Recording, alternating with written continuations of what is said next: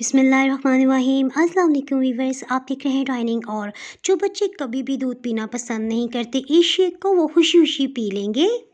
Recipe पसंद आए तो चैनल को सब्सक्राइब कर दें। बेल आइकन प्रेस करने से आपको वीडियो का नोटिफिकेशन सबसे पहले फ्री में मिल जाएगा। बिस्मिल्लाहिर्रहमानिर्रहीम की रेसिपी को शुरू करते हैं। दूध एक बड़ा ग्लास 300 ml इसमें इस्तेमाल कर रहे हैं। खजूर को अच्छी तरह से धो के इसकी गुठली को अलग कर लिया है। अपनी पसंद की कोई सी भी चॉकलेट बिस्किट इसमें इस्तेमाल कर सकते हैं। एक ग्लास दूध में 6 बिस्किट जाएंगे। चीनी एक खाने वाला चम्मच लेवल करके, खजूर क्योंकि सख्त होती है सो 2 मिनट तक लाजमी से शेक करेंगे। शेक को बारीक सुराख वाली छलनी से छान लेते हैं। मज़े की बात, बच्चों को सिर्फ यही कहा कि चॉकलेट शेक है, उनको खजूर का बिल्कुल भी ना बताएं।